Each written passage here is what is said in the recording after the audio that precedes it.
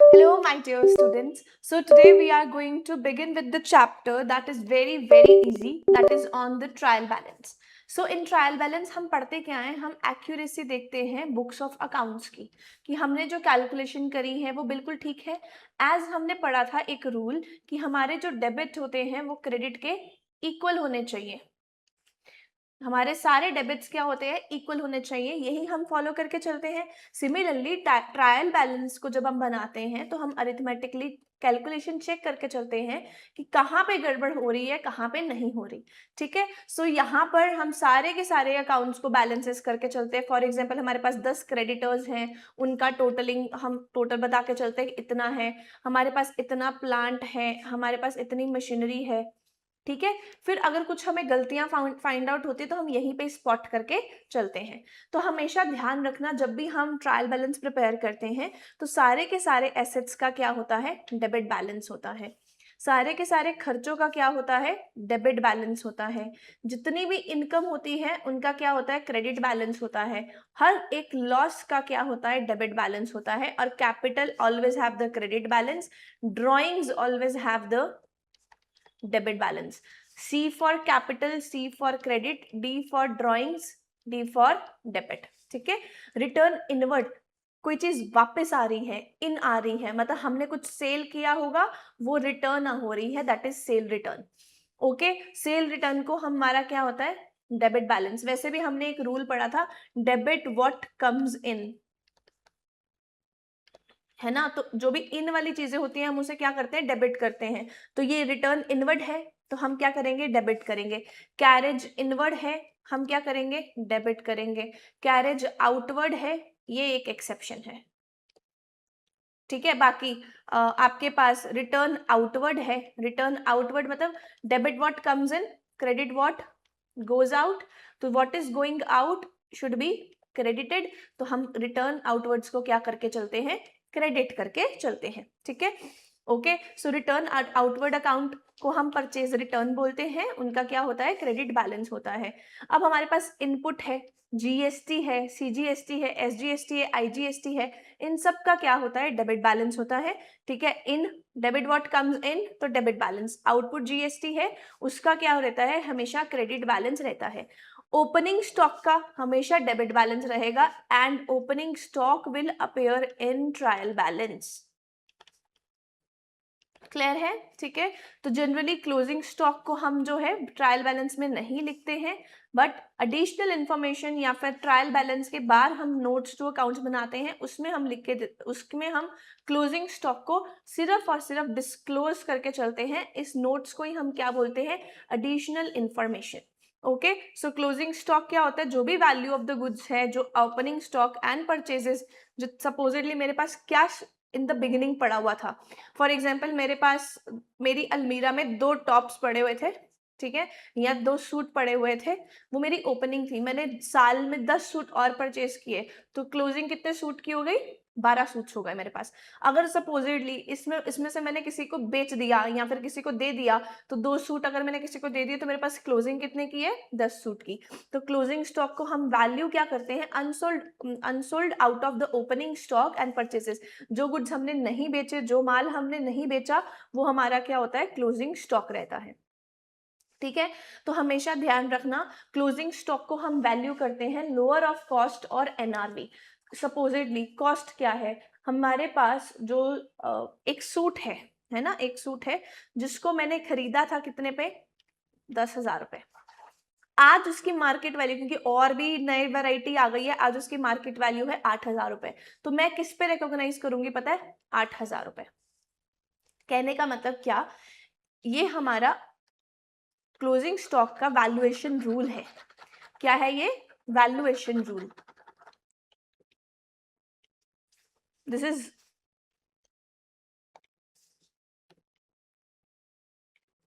Valuation rule of closing stock. क्या rule है? Ind AS 2 बोलता है, इंड एएस 2 भी यही बोलता है वैसे तो, बट हम अकाउंटिंग स्टैंडर्ड पढ़ के चलेंगे तो अकाउंटिंग स्टैंडर्ड बोलता है कि जो भी क्लोजिंग स्टॉक की वैल्यू होने वाली है वो कॉस्ट और NRV which ever is low उस पर हम रिकॉर्ड करेंगे। व्हाट इज क्लोजिंग स्टॉक, जो भी माल हमने बनाया। सपोज हमारे पास ओपनिंग पुराना माल पड़ा हुआ था, मेरी मेडिसिन शॉप है, मेरी मेडिसिन शॉप में पुराना जो माल पड़ा हुआ था वो पड़ा हुआ था 10,000 मेडिसिन का, ठीक है, जिसमें से मैंने इस बार नई मेडिसिन नया स्टॉक जो है वो 50,000 का ले लिया, जिसमें से मैंने 20,000 का बेच भी दिया। तो मेरे पास वैल्यू कितनी बचती है, 10,000 प्लस 50,000, 60,000, 60 माइनस 20, 40,000 का मेरा क्या है, क्लोजिंग स्टॉक है। जब मैंने इस मेडिसिन को खरीदा सपोजिटली, तो उसकी कॉस्ट कितनी थी मेरे पास, 4,000 रुपए मुझे कॉस्ट थी, पर मैं बेच कितने पे रही हूँ, 10,000 रुपए सपोजिटली बेच रही हूँ, ठीक है। 4,000 रुपए मुझे क्या पड़ी थी, कॉस्ट पड़ी थी, बट जब आज मैं इसको बेचूंगी ना, तो बेचूंगी मतलब मेरे पास अगर मैं उसे खरीदूंगी तो उसकी कितनी कॉस्ट पड़ेगी, 8,000 रुपए कॉस्ट पड़ेगी, क्योंकि वो मेडिसिन महंगी हो गई। तो मैं किस पे रिकॉग्नाइज करूं, मैं हमेशा किस पे रिकॉग्नाइज करूंगी, एट द कॉस्ट, मतलब जो भी इन दोनों पे कम होगा उसमें मैं रिकॉग्नाइज करूंगी। सपोजिटली 8,000 एक वैल्यू है, 10,000 एक वैल्यू है, विच एवर इज लोअर, तो 8,000 रुपए पे मैं रिकॉर्ड करूंगी। सपोजिटली कॉस्ट है 10,000 रुपए और एनआरवी है 3,000 रुपीज, मैं कितने पे रिकॉर्ड करूंगी इन्वेंट्री को, 3,000 रुपीज। इन्वेंट्री यानी कि closing stock is measured at NRV और cost whichever is lower, जो लोअर है हम उस पे ही रिकॉर्ड करके चलते हैं, ठीक है। अब ये हमेशा ध्यान रखना कि अगर एक क्लोजिंग स्टॉक आपको ट्रायल बैलेंस में गिवन होता है, इसका मतलब है ये ऑलरेडी एडजस्टेड है ओपनिंग में और परचेसेस में, ठीक है। कैसे एडजस्टेड है, क्योंकि हमने क्लोजिंग स्टॉक को डेबिट कर दिया हुआ है, परचेजेस स्टॉक को, परचेज अकाउंट को क्रेडिट कर दिया, मतलब ऑलरेडी एडजस्टेड ट्रीटमेंट है, आपको कुछ भी ट्रीटमेंट फिर उनके करने की जरूरत नहीं है। जो भी प्लांट है, मशीनरी है, फर्नीचर है, फिक्सचर्स है, लैंड एंड बिल्डिंग है, कार है, गुडविल है, ट्रेडमार्क है, पेटेंट है, कैश इन हैंड है, सब सब मेरे एसेट्स होते हैं। इन एसेट्स का क्या होता है, डेबिट बैलेंस। ये सब क्या है, मेरे एसेट्स है, मैंने लिखा हुआ है अकाउंट ऑफ एसेट्स। लाइबिलिटी के क्या एग्जांपल्स हैं, कैपिटल मेरी लाइबिलिटी है, एग्जांपल है, लोन लिया मैंने किसी से तो वो मेरी लाइबिलिटी है, मेरे क्रेडिटर मेरी क्या है, लाइबिलिटी है, मेरे को कोई खर्चा पे करना है तो मेरे ऊपर लाइबिलिटी है, उन सबका क्या होता है, क्रेडिट बैलेंस होता है, ठीक है। तो ट्रायल बैलेंस का फॉर्मेट क्या है, हम ट्रायल बैलेंस में सबसे पहले हेड्स ऑफ अकाउंट लिखेंगे, लेजर फोलियो लिखेंगे, डेबिट बैलेंस लिखेंगे, क्रेडिट बैलेंस लिखेंगे, इनका टोटल जो है वो लास्ट में मैच होना चाहिए, debit should always be equal to the credits, okay. Then plant and machinery क्या है, मेरा एसेट, तो एसेट का हमेशा क्या होता है, डेबिट बैलेंस, तो मैंने डेबिट में लिख दिया। कैपिटल, सी फॉर कैपिटल, वैसे तो कैपिटल होती है मेरी लाइबिलिटी, पर मैंने आपको ध्यान दिलाया हुआ है C for capital mean C for credit, and credit में हमने डाल दिया debtors, D for debtors, D for debit, तो हमने डेबिट में डाल दिया। अब हमारे पास कुछ एग्जाम्पल्स हैं जिसमें हम ट्रायल बैलेंस जो है वो बनाकर चलेंगे। कैपिटल का कौन सा बैलेंस होगा, क्रेडिट या डेबिट, बताओ, सी फॉर कैपिटल, सी फॉर, हाँ, तो कैपिटल का कौन सा बैलेंस होने वाला है, credit. D for debtors, D for debit, debtors का तो बिल्कुल है। एसेट लिख दिया तो एसेट का हमेशा क्या होता है, डेबिट बैलेंस। सेल्स मेरी क्या है, इनकम या खर्चा, इनकम होती है, ठीक है, तो these are should be credited. Return outwards, debit what comes in, credit what goes out, बिना सोचे समझे हम क्या करेंगे, क्रेडिट कर देंगे, आउटवर्ड वर्ड को देखते हैं। बैंक ओवरड्राफ्ट, बैंक ओवरड्राफ्ट क्या होता है, लाइबिलिटी, लाइबिलिटी। बैंक ओवरड्राफ्ट क्या होता है, फॉर एग्जाम्पल मेरे बैंक में पैसे हैं 10,000 रुपया, ठीक है, बट क्योंकि मैंने करंट अकाउंट होल्डर्स को ये फैसिलिटी मिलती है, मैं अपने अकाउंट में 10,500 भी विड्रॉ करवा सकता हूँ, मतलब एक तरीके का लोन हो गया, short term loan. Bank overdraft is what, short term loan, ठीक है। 11,000 का था तो ये लाइबिलिटी है, लाइबिलिटी का हमेशा क्या होता है, क्रेडिट बैलेंस। ओपनिंग स्टॉक, तो मैंने बोला था ओपनिंग स्टॉक को आपको रिकॉग्नाइज करके चलना है in the trial balance, so opening stock will be credited.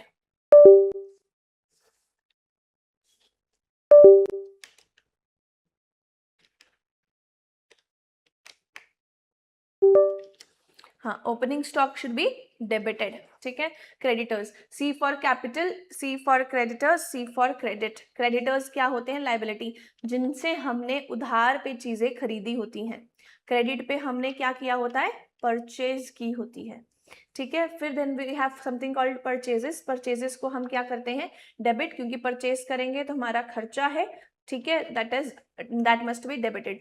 Return inwards, in debit what comes in, तो हम डेबिट कर देंगे। Debit inward is nothing but the sales return, sales return. Then wages and salary, wages pay करना, salary पे करना मेरा खर्चा है, खर्चे को हम क्या करते हैं, डेबिट। रेंट अकाउंट क्या है, मेरा खर्चा है, खर्चे को हम क्या करते हैं, डेबिट। क्लियर है। फिर हम रेडी करेंगे अपना शेड्यूल। देखो, heads of the capital account, मैंने एज इट इज ऊपर कैपिटल लिखा था, मैंने कैपिटल नीचे लिख दिया। फिर डेटर लिखा था, मैंने डेटर को लिख दिया। फिर मेरे पास फिक्स्ड एसेट थे, मैंने फिक्स्ड एसेट को लिख दिया। फिर मेरे पास रिटर्न आउटवर्ड थे, मैंने रिटर्न आउटवर्ड को लिख दिया।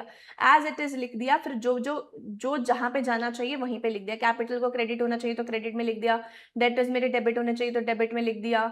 ऐसे ही हमने कर लिया। दोनों का टोटल मेरा क्या होना चाहिए, मैच होना चाहिए, ठीक है। अब हमेशा ध्यान रखना,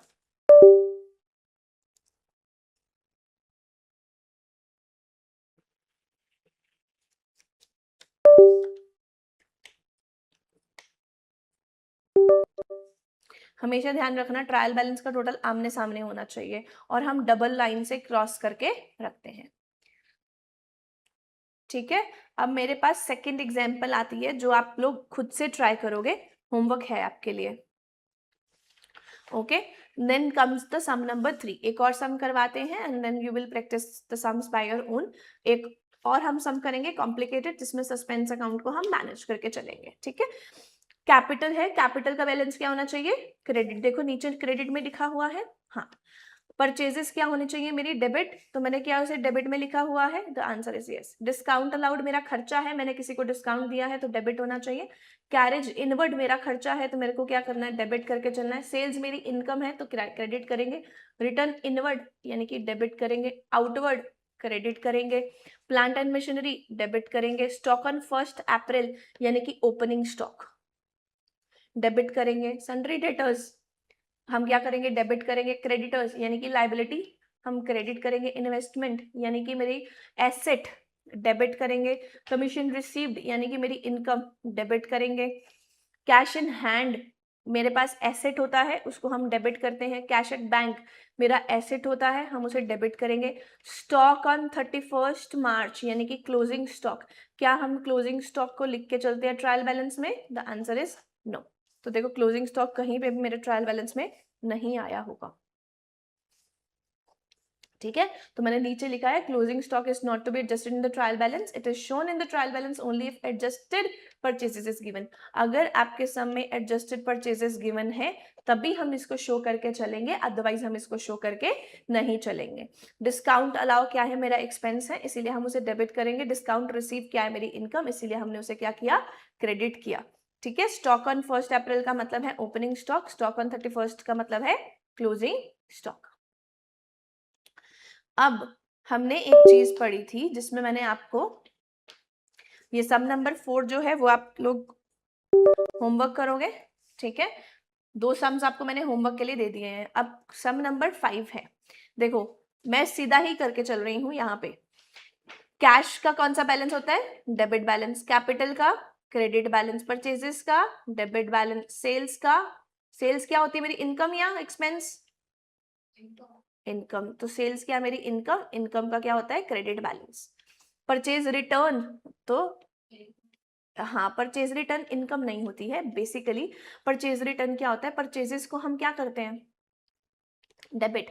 परचेज रिटर्न मतलब हमने किसी को हमने परचेजेस करी थी, अब हमने उसे वापस कर दिया है, रिटर्न कर दिया है, कोई भी रीजन हो सकता है, ठीक है। तो पहले हमने जब परचेज किया तो हम डेबिट करते हैं, जब हम वापस कर देंगे तो हम उसे खत्म करने के लिए क्या कर देंगे, क्रेडिट कर देंगे। इसीलिए परचेज रिटर्न क्या होती है, क्रेडिट होती है। सेल रिटर्न मेरी क्या होगी, डेबिट होगी, क्योंकि सेल्स हमारी इनकम होती है तो हम उसे क्रेडिट कर देते हैं।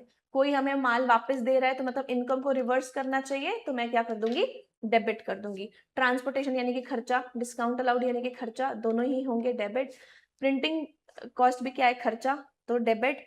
सन्ड्री डेटर्स भी क्या है मेरे लिए, मेरा एसेट होता है, सन्ड्री डेटर्स मतलब ऐसे लोग जिनको मैंने उधार पे चीजें क्या दी हुई हैं, बेची हुई हैं, अब उनसे मुझे पैसा आएगा, इसीलिए मैं उसको क्या कर दूंगी, डेबिट कर दूंगी।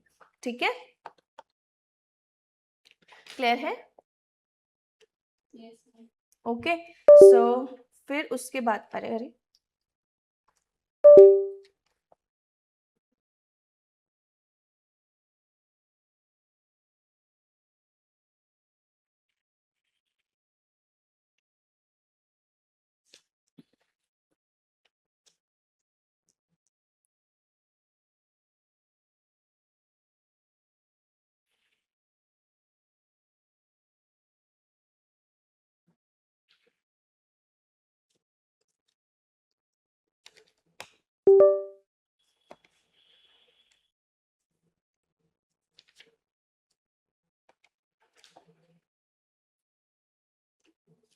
फिर मेरे पास है सन्ड्री डेटर्स। डेटर्स मेरे क्या होंगे, डेबिट। इनपुट सीजीएसडी, इनपुट मतलब इन वाली चीजें, तो क्या होंगी, debit. Input SGST, debit. Input IGST, debit. Creditors, liability, तो हम उसे क्या करेंगे, credit. Investment, debit. Plant and machinery, debit. Building मेरा एसेट है, फर्नीचर मेरा एसेट है, इलेक्ट्रिसिटी मेरा एक्सपेंस है, तीनों क्या होंगे, debit. Postage, debit. Drawings, D for debit, D for drawing. Salary, debit. Travelling expense, debit. Output CGST क्या होगा मेरा, क्रेडिट। ठीक है, अब हमेशा ध्यान रखना, प्रेमाइसिस का मतलब होता है बिल्डिंग। तो बिल्डिंग है तो बिल्डिंग मेरा क्या रहता है, एसेट रहता है, तो एसेट को मैं क्या करके चलती हूँ, हमेशा डेबिट करके चलती हूँ।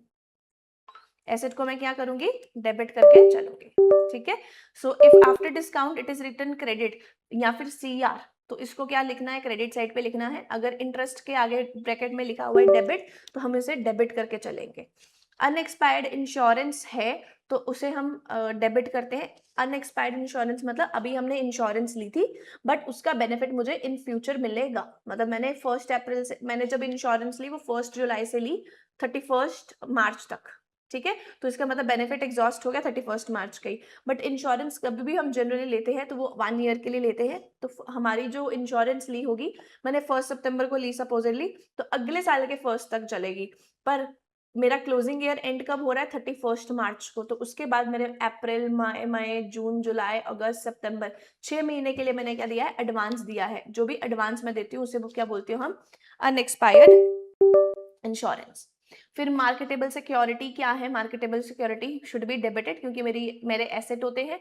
लोन हमारे क्रेडिट होंगे। अनअर्न्ड अगर रेवेन्यू है मतलब मेरे को इनकम तो आ गई, तो it should be credited. Then I have something income. Income tax मेरी ड्राइंग्स होती हैं, हमेशा ध्यान लिखना, यहाँ पे लिख लो income tax are my drawings.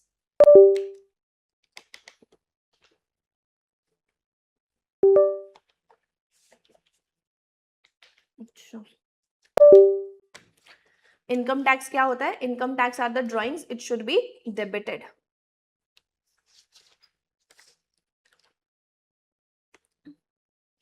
तो मेरी परचेजेस गिवन है। ओपनिंग स्टॉक जो है, अगर मेरे पास ट्रायल बैलेंस में अगर एडजस्टेड परचेजेस गिवन है तो इसका मतलब है ओपनिंग स्टॉक को हम नहीं लिख के चलेंगे ट्रायल बैलेंस में, क्लोजिंग स्टॉक ही हमारा, क्लोजिंग स्टॉक भी आएगा हमारा डेबिट से साइड में। ठीक है, तो हमें चेक करना चाहिए। तो सपोजिटली मेरा यहाँ पे सम दिया हुआ है, वैसे तो हमारा क्लोजिंग स्टॉक कभी भी ट्रायल बैलेंस में नहीं आता, बट सम में ऑलरेडी एडजस्टेड परचेजेस गिवन है। क्योंकि एडजस्टेड परचेजेस गिवन है तो मेरे ने मैं क्या किया, इसको डेबिट कर दिया। क्लोजिंग स्टॉक आएगा, अगर ओपनिंग स्टॉक लिखा हुआ है तो ओपनिंग स्टॉक नहीं आएगा क्योंकि ऑलरेडी ओपनिंग स्टॉक मेरा क्या हो चुका है, इन दोनों में एडजस्ट हो चुका है। whenever I am trying to say, whenever the adjusted purchases are given, what you need to do, you need to do, आपको, हाँ, whenever एडजस्टेड परचेजेस गिवन होती हैं, इसका मतलब है ओपनिंग बैलेंस, ओपनिंग इन्वेंट्री यानी कि ओपनिंग स्टॉक जो है ऑलरेडी हमारा एडजस्ट हो जाता है, तो हमें बार बार दोबारा लिखने की जरूरत नहीं है। Adjusted purchases and closing stock के अंदर ही हमारा ओपनिंग जो स्टॉक है वो एडजस्ट होता है। ठीक है, so whenever the word adjusted purchases are given, तो आपको एडजस्टेड परचेजेस के साथ क्लोजिंग स्टॉक भी लिखना होता है, आपको ओपनिंग को करने की जरूरत नहीं है। लिखने की जरूरत नहीं है। तो देखो इन द सम हमने ओपनिंग को लिखा ही नहीं, ठीक है। डेटर्स मेरे डेबिट होते हैं, क्रेडिटर्स मेरे क्रेडिट होते हैं, फिक्स्ड एसेट मेरे डेबिट होते हैं, एक्सपेंसेस मेरे डेबिट हो जाएंगे और कैपिटल मेरी क्या हो जाएगी, क्रेडिट हो जाएगी। देखो opening stock will not be shown in the trial balance because adjusted purchase is given, so we have shown the closing balance. expenses मेरे डेबिट होते हैं, सेल्स मेरी क्रेडिट हो गई, कैपिटल मेरी क्रेडिट हो गई, दोनों का टोटल मैच करके, ठीक है। कई बार आपको करेक्टेड बैलेंस शीट भी, करेक्टेड ट्रायल बैलेंस भी बनाना होता है, तो एडजस्टेड परचेसेस क्या होने चाहिए, डेबिट, तो बिल्कुल ठीक किया हुआ है। क्लोजिंग स्टॉक क्या होना चाहिए, डेबिट, तो ठीक किया हुआ है। डेटर्स मेरे क्या होने चाहिए, डेबिट, इन्होंने तो गलती करी हुई है, तो ये तो मेरे यहाँ पे आने चाहिए, ठीक है। तो हम दोबारा से बनाएंगे और सही जगह पे सही चीज को प्लेस कर देंगे। क्रेडिटर्स मेरे क्या होने चाहिए, क्रेडिट, तो बिल्कुल ठीक किया हुआ है। फिक्स्ड एसेट मेरे क्या होने चाहिए, डेबिट, तो बिल्कुल ठीक किया। ओपनिंग स्टॉक को हम शो नहीं करेंगे। एक्सपेंसेस जो है वो मेरे डेबिट होने चाहिए, इन्होंने क्या किया हुआ है, क्रेडिट किया हुआ है। सेल्स मेरी क्रेडिट होनी चाहिए, इन्होंने क्या किया हुआ है, डेबिट किया गया है, तो हमें क्रेडिट करना चाहिए।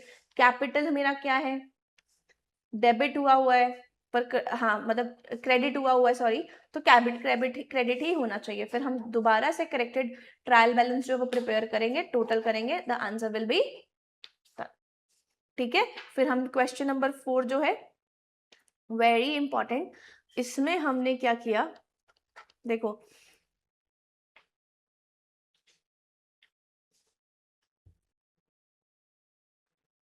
वन लैख 70, अच्छा हमने सपोजली परचेज का बैलेंस गिवन था 1,70,000 का, तो मैंने यहाँ पे डाल दिया। स्टॉक 1 अप्रैल का था तो डेबिट हो जाएगा। सेल्स थी मेरी तो वो क्रेडिट हो जाएंगी। सब चीजों को हमने पोस्ट कर दिया। तो यहाँ पे ना जब हमने डेबिट साइड को प्लस किया ना और क्रेडिट साइड को प्लस किया, दोनों मैच नहीं हो रहे थे, ठीक है। क्यों नहीं मैच हो रहे थे, हमने देखा ऊपर, कभी ऊपर जितने भी बैलेंस है ना उसमें कैपिटल तो दी नहीं थी, तो कैपिटल होनी कंपलसरी है, तो हमने जितना भी डिफरेंस आया ना वो किस में डाल दिया,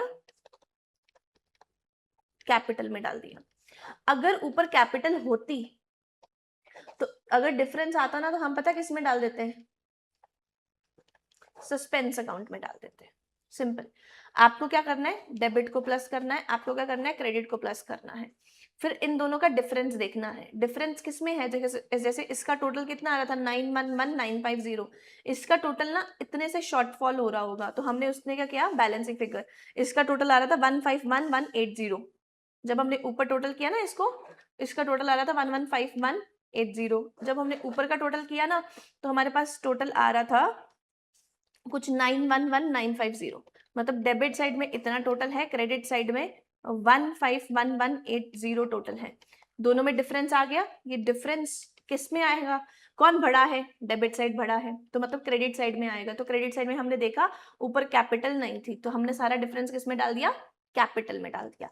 अगर सपोजिटली कैपिटल गिवन होती तो हम डिफरेंस पता किस में डाल देते, हम डिफरेंस डाल देते सस्पेंस अकाउंट में, हम डिफरेंस किस में डाल देते, सस्पेंस अकाउंट में। क्लियर है, then this is very easy. अगर कोई डाउट आएगा तो मुझसे पूछ लेना, ठीक है। इसमें जैसे देखो हमने देखा होगा कि ऊपर कैपिटल गिवन होगी, ये देखो गिवन है ना कैपिटल 75 लाख की, तो हमने डिफरेंस किस में डाल दिया, सस्पेंस अकाउंट में डाल दिया। क्लियर है, and then this chapter finished. इतना ही है ट्रायल बैलेंस में, ठीक है। ओके।